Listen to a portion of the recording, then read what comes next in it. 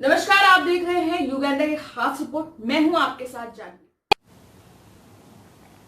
Uganda ने 8 अक्टूबर 2020 को अपना 58th इंडिपेंडेंस डे मनाया है, जो कि पूरे युगांडा में बहुत ही धूमधाम से मनाया गया।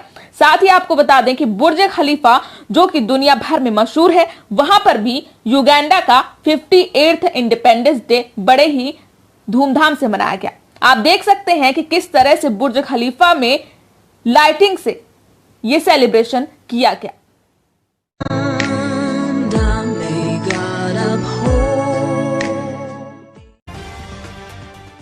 एक ओर पूरी दुनिया कोरोना वायरस महामारी से जूझ रही है, तो वहीं युगांडा में कोरोना का रिकवरी रेट 90% है। पूरी दुनिया में दिसंबर से शुरू हुए इस कोरोना वायरस से युगांडा में पहली मौत 23 जुलाई को हुई थी। आपको बता दें कि युगांडा में कोरोना वायरस से संक्रमित मरीजों की कुल संख्या 9,538 है, लेकिन इनमें भी 5,857 मरीज ठीक हो चुके हैं। अगर टोटल डेथ की बात करें तो 86 डेथ यहां कोविड-19 से हो चुकी हैं। कल के मिलिट्री ऑफ हेल्थ के डेटा के अनुसार जिंजा में कोविड-19 से एक व्यक्ति की मौत हो गई। कल कुल 96 मामले सामने आए हैं, जिनमें कंपाला में 33, सोरोटी में 18, आजुमानी 6, मिटाना 5, बुटलेजा 4, जिंजा 3, कानूनगो 4, कुमी 4, बुइक्वे 2, बुलनबुली 2, मुकोनो 2, रुवांडा 2, बाकिसो 2, बुसिया 1, गुल्लू 1, कलकी 3, लुवेरो 1, मुबारक 1, रकाई 1। कोरोना महामारी के कारण पूरी दुनिया का सिस्टम बिगड़ चुका है। इस समय कोरोना पैंडेमिक में दुनिया भर के उद्योग को नुकसान उठाना पड़ रहा है। कई उद्योग बंद हो चुके हैं। युगांडा भी इससे अछूता नहीं रहा है। गौरतलब है कि युगांडा में भारतीय मूल के कई सारे उद्योग हैं जो इस पैंडेमिक से प्रभावित हुए हैं।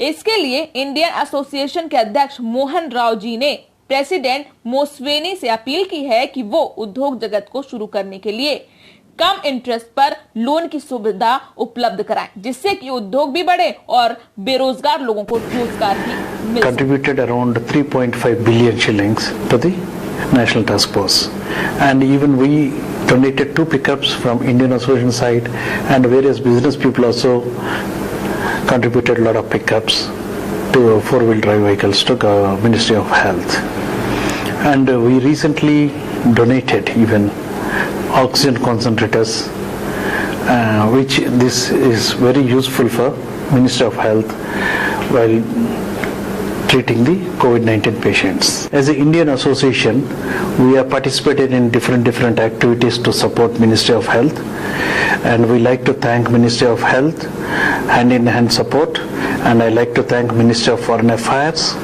and Ministry of Works and Civil Aviation authorities. We wanted to request the government will take assistance of younger generation who are completing the medicine in Makerere University and all, so that we can train them and to act and to clear these diseases from the viruses from the patients. Yes, business is affected, even including agriculture sector also is affected.